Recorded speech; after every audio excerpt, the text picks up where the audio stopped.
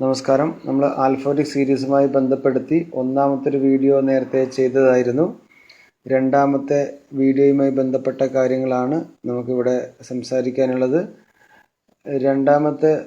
ഒന്നാമത്തെ വീഡിയോയിൽ പറഞ്ഞിട്ടുള്ള ഏതാണ്ട് കാര്യങ്ങൾ ഇവിടെ ആവശ്യമുണ്ട്. എന്നാൽ രണ്ടാമത്തേത് കുറച്ചും കൂടി അഡ്വാൻസ്ഡ് ആയിട്ടുള്ള കുറച്ചുകൂടി ബുദ്ധിമുട്ട് നിറഞ്ഞ ഒരു ഭാഗമാണ്. അപ്പോൾ ആൽഫബറ്റിക് സീരീസിൽ സാധാരണ രണ്ട് മൂന്ന് രീതിയിലൊക്കെ തിരിച്ചും മറിച്ചൊക്കെ ചോദിക്കാറുണ്ട്.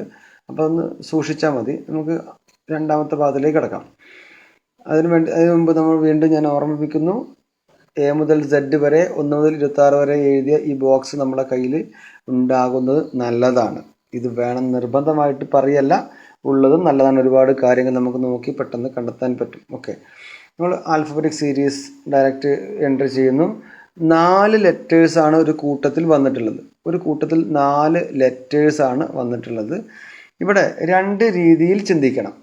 നേരത്തെ നമ്മൾ പറഞ്ഞിട്ടുള്ളത് ഇതിൽ ഇപ്പം 3 4 ഒന്നാമത്തെ സ്ഥാനക്കാരെ മാത്രം നോക്കിയിട്ട് ഒരു ടെക്നിക്കിലൂടെ കണ്ടെത്താം. അങ്ങനെ നോക്കുമ്പോൾ എന്താണ് ജെ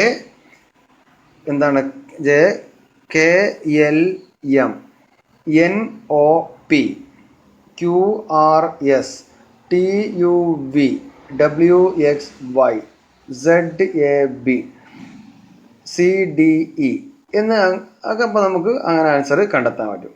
നേരത്തെ ചെയ്ത പോലെ തന്നെ പ്രത്യേകിച്ച് അല്ലെങ്കിൽ ABCDEFG അത്രയും ഗ്യാപ്പുകൾ വരുന്നുണ്ട്. അങ്ങനെ കുറേ ഗ്യാപ്പുകളിട്ട് ചെയ്യുന്ന ഒരു ആൻസറാണ് വരുന്നത്. രണ്ടാമത്തതും അതുപോലെ ചെയ്യാവുന്ന ഒന്നല്ല, ചെറിയൊരു മാറ്റമുണ്ട്. ഇപ്പം നമ്മൾ ഒന്നാമത്തത് വരെ ചെയ്തത് ഇവിടെ 1ാം സ്ഥാനക്കാരെ മാത്രം നോക്കി പോകുന്നൊരു രീതിയായിരുന്നു. എന്നാൽ ഇവിടെ പോകുന്നത് ഇത് തുടർച്ചയായ ലെറ്റേഴ്സാണ്, കണ്ടിന്യൂസ് ആയിട്ട് പോകുന്നു. അപ്പോൾ എസ് കഴിഞ്ഞ് STU VWX YZAB C DE FGH അങ്ങനെ ഇതൊരു ക്രമത്തിലാണ് പോകുന്നത്. അപ്പോൾ ശ്രദ്ധിക്കേണ്ടതാണ്, എസ് കഴിഞ്ഞ് ഒരു ലെറ്റർ വിട്ട് യു കഴിഞ്ഞ് 2 ലെറ്റർ വിട്ട് എക്സ് കഴിഞ്ഞ് 3 ലെറ്റർ വിട്ട് ബി, നെക്സ്റ്റ് ലെറ്റർ സി. അതുപോലെ തന്നെ 2 ലെറ്റർ 3 ലെറ്റർ 4 ലെറ്റർ വിടാതെ അങ്ങനെ ഒരു ക്രമത്തിൽ തന്നെയാണ് പോകുന്നത്. പക്ഷേ നേരത്തെ ചെയ്ത പോലെ ആൾട്ടർനേറ്റ് ആയിട്ട് ചാടിയല്ല പോകുന്നത്. എന്താണ് ഇവിടെ കണ്ടിന്യൂസ് ആയിട്ട് തന്നെ പോകുന്നു. ഓക്കെ, അങ്ങനെ വരുമ്പോൾ ആൻസർ ഇവിടെ കണ്ടെത്തി കഴിഞ്ഞു. ഓക്കെ, അടുത്ത് നോക്കുക.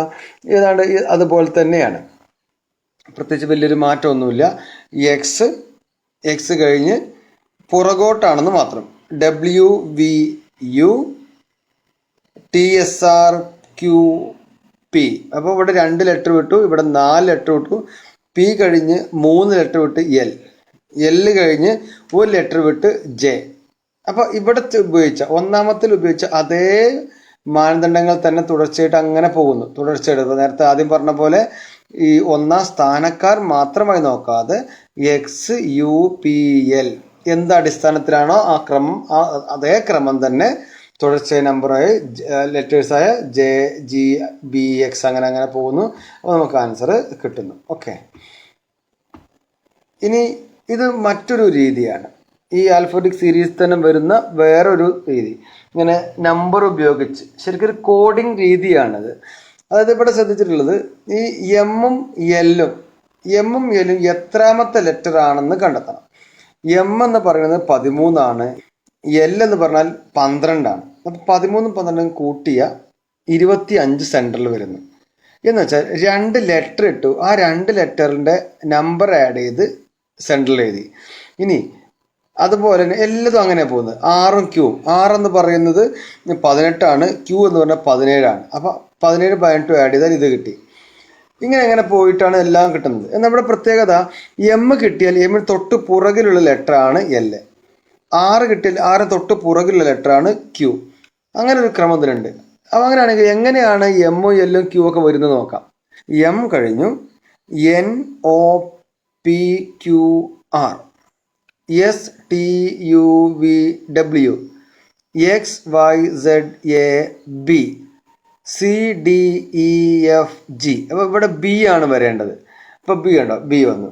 ബി വന്ന് ഒന്നാമത്തെ ലെറ്ററുകൾക്ക് മാത്രം അങ്ങനെ ഒരു പ്രത്യേകത ഒരു അടുപ്പം കൂടിയുണ്ട്. അങ്ങനെയാണെങ്കിൽ രണ്ടാമത്തെ ലെറ്ററിന് പ്രത്യേകത നോക്കണ്ട. എം എഴുതിയാൽ എം തൊട്ട് പുറകിലുള്ള എൽ, ആർ കിട്ടിയാൽ തൊട്ട് പുറകിൽ ക്യൂ, ഡബ്ല്യു കിട്ടിയാൽ തൊട്ട് പുറകിൽ വി, ബി കിട്ടിയാൽ തൊട്ട് പുറകിൽ എ എന്ന രീതിയിലേക്ക് നമുക്ക് പോകുന്നു. അപ്പോൾ ബി എ കഴിഞ്ഞാൽ ബി 2 ആണ്, എ 1 ആണ്, ആഡ് ചെയ്താൽ 3 കിട്ടുന്നു. അങ്ങനെ പെട്ടെന്ന് നമുക്ക് കണ്ടെത്താൻ കഴിയും. ഇനി മറ്റൊന്ന് നോക്കാം. ഇത് ക്രമം അതേ നേരത്തെ പോലത്തെ ക്രമം തന്നെയാണ്. എന്താണ്? O Q S, O P Q R S T U V W X Y Z A. ഇത് കണ്ടിന്യൂസ് ആയിട്ട് ആൾട്ടർനേറ്റ് ആയിട്ട്, കണ്ടിന്യൂസ് എന്ന് പറഞ്ഞുകൂടാ, എന്നാലും ക്രമത്തിലാണ്, അസെൻഡിങ് ഓർഡറിലാണ്, അതായത് ആരോഹണ ക്രമത്തിൽ തന്നെയാണ് പോകുന്നത്. സാധാരണ ആൽഫബറ്റിക് ക്രമത്തിൽ തന്നെ പോകുന്ന പോലത്തെ സംഖ്യകൾ ലെറ്റേഴ്സാണ്. എന്നാൽ ഇവിടെയൊക്കെ ആൾട്ടർനേറ്റ് ആയിട്ടാണ് ലെറ്റർ പോകുന്നത്. അപ്പോൾ O P Q R S T U V W X Y Z A എന്ന രീതിയിലേക്ക് പോയി ആൻസറിലേക്ക് എത്തുന്നതാണ്. ഓക്കെ, ഇത്രയാണ് ആൽഫബറ്റിക് സീരീസുമായി ബന്ധപ്പെടുത്തി സാധാരണഗതിയിൽ നമ്മളോട് ചോദിക്കാറുള്ള ചോദ്യങ്ങൾ. ഇത്രയും ഒന്ന് പ്രാക്ടീസ് ചെയ്യുക. ഇതുപോലത്തെ ചോദ്യങ്ങളൊക്കെ എവിടെയെങ്കിലും കണ്ടെത്തിയാൽ അതൊന്ന് പ്രാക്ടീസ് ചെയ്യുക. കൂടാതെ ഈ ആൽഫബറ്റ് കൊണ്ടുള്ള മറ്റൊരു ഉപയോഗം നമുക്ക് കോഡിംഗ് ഡീകോഡിംഗ് എന്ന് പറഞ്ഞ വേറെ വിഭാഗം വരാണ്ട് അങ്ങനെ ലെറ്ററുകളുമായി ബന്ധപ്പെടുത്തി, ഇംഗ്ലീഷിലെ ക്യാപിറ്റൽ ലെറ്റേഴ്സുമായി ബന്ധപ്പെടുത്തി ഇനിയും ഏതാണ്ട് 10 മുതൽ 15 വരെ ചോദ്യങ്ങൾ വ്യത്യസ്തമായ രീതിയിൽ ഇനിയും നമുക്ക് വരാനുണ്ട്. പക്ഷേ സീരീസ് എന്ന് പറഞ്ഞത് ഇവിടെ വരുന്നുള്ളൂ. അത് നമുക്ക് ബാക്കിയുള്ള കാര്യങ്ങൾ അടുത്ത ക്ലാസ്സിൽ ചർച്ച ചെയ്യാം. Okay, thank you.